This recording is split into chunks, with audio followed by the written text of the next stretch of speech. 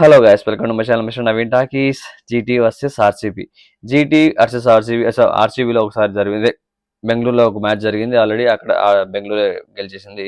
నిన్న అహ్మదాబాద్లో మ్యాచ్ కాబట్టి వీళ్ళు డామినేట్ చేశారు. నిజంగా చెప్పాలంటే ఫస్ట్ బౌలింగ్తో విరాట్ కోహ్లీ ఫస్ట్లో చాలా ఫామ్లో కనిపించాడు. ఫస్ట్ బ్యాటింగ్ వేశారు ఆర్సీబీ ఫస్ట్ బ్యాటింగ్ వేసింది. ఫస్ట్ బ్యాటింగ్ వేస్తే కొంచెం స్కోర్ ఎక్కువ కొడితే బాగుంటుంది. జీటీ యాక్చువల్గా అహ్మదాబాద్ గ్రౌండ్ బ్యాటింగ్ పిచ్చే, కాకపోతే బౌన్స్ ఎక్కువ ఉండడం వల్ల వికెట్స్ అనేది ఈజీగా దొరికేసినాయి. ఇంకొక విషయం ఏంటంటే ఆర్సీబీ ఓడిపోయిన 3 మ్యాచ్లు కూడా ఫస్ట్ బ్యాటింగ్ వేసినవే. విరాట్ కోహ్లీ 40 కంటే తక్కువ రన్స్ చేసిన మ్యాచ్లు అవి, ఈ 3 మ్యాచ్లు ఓడిపోయినవి. బిఫోర్ దట్ ఇంకో విషయం ఏంటంటే ఒక ఫార్మేట్ ఫాలో అవుతున్నట్టు అనిపిస్తా ఉంది. ఫస్ట్ 2 మ్యాచ్లు గెలిచారు, తర్వాత 3 మ్యాచ్ ఓడిపోయారు, తర్వాత 4-5 గెలిచారు, 6 మ్యాచ్ ఓడిపోయారు, తర్వాత 7-8 గెలిచారు, 9వ మ్యాచ్ ఇప్పుడు ఓడిపోయారు అనమాట. కానీ ఇక్కడ మెచ్చుకోవాల్సింది ఏంటంటే జీటీ వల్ల బౌలింగ్ చాలా అద్భుతంగా వేశారు. సిరాజ్ మాత్రం ఈ సీజన్ లో అందరూ 200 రన్స్ ప్రతి టీం 200 రన్స్ కొడుతున్న టైంలో కూడా ఎక్కువ రన్స్ కన్సిడర్ చేయట్లేదు, ఎక్కువ రన్స్ ఇవ్వట్లేదు. ఆల్మోస్ట్ 6-7 మధ్యలోనే ఉంది తన ఎకానమీ. అంత బాగా పర్ఫామ్ చేస్తున్నాడు, చాలా బాగా బౌలింగ్ వేస్తున్నాడు. లైన్ లెంత్ స్వింగ్ కావచ్చు, బాల్స్ కొంచెం ఒకసారి డాట్ బాల్స్ పర్సంటేజ్ ఎక్కువ ఉంది. మనం చూసుకున్నట్టయితే ఈ సీజన్ లో Siraj the dot balls one of the highest లో ఉన్నాడు, సెకండ్ ప్లేస్ లో ఉన్నాడు ఈ సీజన్ లో. సో ఎంత బాగా పర్ఫామ్ చేస్తున్నాడో ఒప్పుకోవచ్చు. Rabada Virat Kohli first over Rabada వేసినప్పుడు 5 4 వరుసగా కొట్టాడు, లాస్ట్ బాల్ సింగిల్ వేసాడు. మళ్ళీ రబాడా నెక్స్ట్ ఓవర్ వచ్చినప్పుడు ఖచ్చితంగా నేను యాక్చువల్గా రబాడాను కొడతాను అనుకున్నా. విరాట్ కోహ్లీ ఊపులో అంత ఫాస్ట్ గా ఆడుతున్నాడంటే ఖచ్చితంగా ఒక చిన్న బాటి భయం అయితే ఏర్పడిపోయింది. ఎందుకంటే ఆయన అంత ఫాస్ట్ గా ఆడంటే ఖచ్చితంగా ఏదో బాల్ పుసుక్కని అవుట్ అయిపోతాడని. అదే జరిగింది నిన్న కూడా. విరాట్ కోహ్లీ లాంగ్ ఇన్నింగ్స్ ఆడిన మ్యాచ్లు మాత్రమే గెలిచినా కాబట్టి విరాట్ కోహ్లీ ఆలోచించుకొని కొంచెం మరీ అంత ఫాస్ట్ గా ఆడినప్పటికీ ఒక్కొక్కసారి కొంచెం చూసుకొని ఆడి ఇన్నింగ్స్ ని బిల్డ్ చేసుకుంటూ వెళ్తేనే బెటర్ అయితే నాకు అనిపించింది. విరాట్ కోహ్లీ ఉన్నంతసేపే స్కోర్ ఉంటుంది. విరాట్ కోహ్లీ చుట్టూ కూడా ప్లేయర్స్ ధైర్యంగా ఆడగలుగుతున్నారు. లేకపోతే ఆర్సీబీ మొత్తం క్యూ కడుతున్నారు విరాట్ కోహ్లీ అవుట్ అవ్వగానే. విరాట్ కోహ్లీ చాలా అర్లీగా అవుట్ అయిపోయాడు. విరాట్ కోహ్లీ ఒక హాఫ్ సెంచరీ పైన రన్స్ చేసిన వరకు ఉండి ఉంటే కూడా కొంచెం మిగతా ఉన్నవాళ్ళు ఇంకొంచెం ఫ్రీగా హిట్టింగ్ చేయడానికి కొంచెం కాన్ఫిడెంట్ గా ఆడేవాళ్ళము నాకైతే అనిపించింది.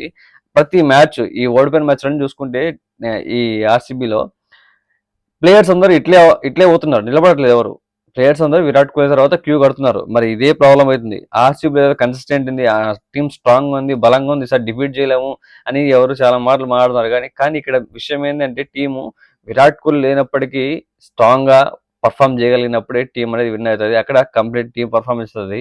బౌలింగ్ బాగుంది, బౌలింగ్ అసలు తీయడానికి లేదు. బౌలింగ్ బాగానే ఉంది. నిన్న హాజల్వుడ్ కూడా కొంచెం రన్స్ లీక్ చేశాడు, 50 రన్స్ పైన వచ్చి ఇచ్చేశాడు. భువనేశ్వర్ మాత్రం అద్భుత అంతే. 37 ఇయర్స్ 36 ఇయర్స్ భువనేశ్వర్ కూడా. ఆల్మోస్ట్ ఇంత ఏజ్ లో ఇప్పుడు ఆరెంజ్ క్యాప్ పోటీ పడుతున్నాడు యంగ్స్టర్స్ తో. So one of the best bowlers అని చెప్పాలి. మనకు తెలుసు భువనేశ్వర్ ఎంత బాగా వేస్తాడు అన్నది. ఆ స్వింగ్ కావచ్చు, నకిల్ బాల్స్ కావచ్చు. సో నిన్న 3 వికెట్లు తీశాడు గుజరాత్ తో.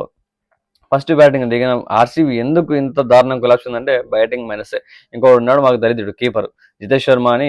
ఎంత అసలు మాటలు అయితే చెప్తాడు, టాప్ ఆర్డర్ అంతా కొలాప్స్ అవ్వాలి అని కోరుకుంటా, నేను ఆ దేవుడికి ప్రే చేస్తాను. ఎందుకంటే అప్పుడే నాకు హీరోగా అయ్యే అవకాశం వస్తుంది, అంటే ఆ మ్యాచ్ కి పర్ఫామ్ చేసి హీరో అయ్యే ఛాన్స్ వస్తుంది అని చెప్పి.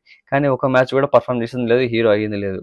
ఊరికే మాటలు చెప్పి ఇట్లా హీరో అవ్వకుండా ఇట్లా మాటలు చెప్పేసి ఆ స్కోర్ చేయకుండా అవుట్ అయిపోతే వచ్చేది ఏం లేదు. కానీ ఇక్కడ ఆర్సీబీ టీం నీకు ఇచ్చిన ఎన్ని అవకాశాలు ఉపయోగించుకుంటే బాగుంటుందేమో జితేష్ శర్మ అనిపించింది. సో ప్రతి ఒక్కరు కూడా ఉన్నవాళ్ళు ఇప్పుడు ఒక టీం డేవిడ్ ఒక మ్యాచ్ టీం డేవిడ్ బాగా ఆడాడు. సో రొమారో షెపర్డ్ కూడా అంత బాగా ఆడలేదు, కానీ బౌలింగ్ బాగా వేశాడు. 2 వికెట్లు తీశాడు, కొన్ని రన్స్ పర్లేదు, కొంచెం బెటర్ అనిపించింది ముందు మ్యాచ్లతో పోల్చుకుని. నిన్న బాగానే బౌలింగ్ వేశాడు. మనకు నిన్న 5 బౌలర్లు లేరు, ఇంపాక్ట్ ప్లేయర్ తీసుకున్నారు. వెంకటేష్ అయ్యర్ కూడా బాల్ టచ్ చేయలేక స్ట్రైక్ రొటేట్ చేస్తున్నాడు, భువనేశ్వర్కి స్ట్రైక్ ఇస్తున్నాడు. భువనేశ్వర్ కొట్టాడు ఎక్కువ స్కోర్ వెంకటేష్ అయ్యర్ కంటే. ఏం ఇంపాక్ట్ క్రియేట్ చేశాడు అక్కడ నాకు అర్థం కాలే. ఇంపాక్ట్ ప్లేయర్ గా తీసుకొని కూడా నో యూజ్ అయిపోయింది. నిజంగానే వెంకటేష్ అయ్యర్ కూడా ఆడాలి. వెంకటేష్ గారు ఇంపాక్ట్ ప్లేయర్ చూసుకున్నప్పుడు ఇంపాక్ట్ అనేది చూపించాలి. ఇంపాక్ట్ సబ్ గా వచ్చినప్పుడు మరి ఏమవుతుందో ఏం జరుగుతుందో అర్థం కావట్లేదు. ఇలా కాకుండా కొంచెం బాగా పర్ఫామ్ చేస్తే నెక్స్ట్ మ్యాచెస్ అన్నా బాగుంటుందని కోరుకుందాం. విరాట్ కోహ్లీ కూడా కొంచెం చూసుకొని మెల్లగా ఆడితే బెటర్ నాకైతే అనిపించింది. మరి ఇంత ఫాస్ట్ గా ఆడి అవుట్ కాకుండా ఇంకొంచెం ఒకవేళ 2-3 బాల్ తిన్నప్పటికీ అంత ఫాస్ట్ గా ఆడిన తర్వాత ఇంకొంచెం మళ్ళీ తర్వాత బాల్స్ కొట్టచ్చు. విరాట్ కోహ్లీకి ఆ కేపబిలిటీ ఉంది కాబట్టి స్ట్రైక్ రేట్ తర్వాత కవర్ చేస్తాడు. సో అదే ప్యాటర్న్ ఫాలో అయితే బెటర్ అని నాకైతే అనిపించింది. సో ఇది ఆర్సీబీ యొక్క తరుణం అనమాట. 155కి ఆల్అౌట్ అయ్యారు. అది కూడా ఆల్అౌట్ ఇంకా దారుణం. ఇది ఆల్అౌట్ అవ్వకుండా కాపాడుకుంటారు అనుకున్నా, అది కూడా అవ్వలే. ఆల్అౌట్ అయ్యవలసి వచ్చింది, అయిపోయారు అనమాట. సో 155కి ఆల్అౌట్ చేసిన జీటీ వాళ్ళు చాలా స్ట్రాంగ్ గా స్టార్ట్ చేశారు. శుభ్మాన్ గిల్ వచ్చినప్పటి నుంచి పిచ్చ కొట్టడం మొదలుపెట్టారు. ఒకటే ఓవర్‌లో హాజల్‌వుడ్ 24 రన్స్ కొట్టాడు. తర్వాత హాజల్‌వుడ్ మొత్తం మీద కలిపి ఒక 50 రన్స్ ఇచ్చాడు. భువనేశ్వర్ బౌలింగ్ మాత్రం అద్భుతం. టాప్ 3ని భువనేశ్వరే ఔట్ చేశాడు. సాయి సుదర్శన్ తక్కువ రన్స్‌కి ఔట్ అయిపోయాడు. తర్వాత శుభ్మాన్ గిల్ కాసేపు ఆడి ఔట్ అయ్యాడు. తర్వాత జాస్ బట్లర్ 39 రన్స్ దగ్గర ఔట్ అయ్యాడు. అంటే వీళ్ళిద్దరే ఆల్మోస్ట్ 80 రన్స్ పైన కొట్టారు. జాస్ బట్లర్, శుభ్మాన్ గిల్ వీళ్ళిద్దరు కొట్టిన స్కోర్ వల్లనే వాళ్ళకి జీటీ వాళ్ళకి గెలవడానికి ఈజీ అయింది. ఎందుకంటే జీటీ టాప్ ఆర్డర్ తప్ప తర్వాత వచ్చి బ్యాట్స్మెన్స్ ఎవరు కూడా స్ట్రాంగ్ గా కన్సిస్టెంట్ గా పర్ఫామ్ చేసేంత బ్యాట్స్మెన్స్ ఎవరు లేరు అక్కడ.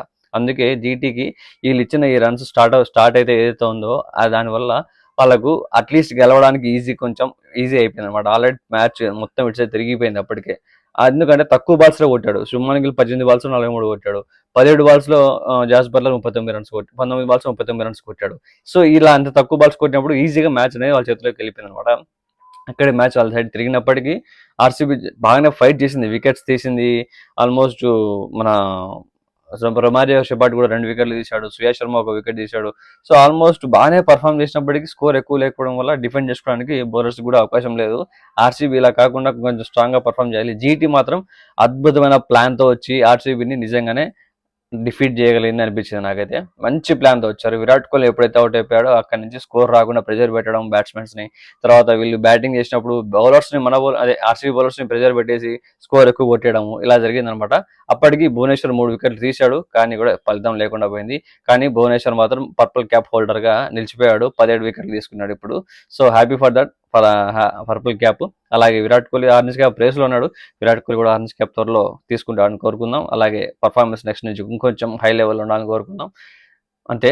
సో ఇది ఇవాళ ఈ మ్యాచ్ యొక్క విషయాలు. అలాగే నా ఛానల్ కనుక మీరు సబ్స్క్రైబ్ చేసుకొని వీడియోస్ లైక్ చేయండి, షేర్ చేయండి, అలాగే కామెంట్ చేసి పక్కన గంట గట్టి కొట్టేసి పెట్టుకోండి. ప్రతి నా వీడియోస్ మిస్ అవ్వకుండా మీ దగ్గర వచ్చేస్తాయి.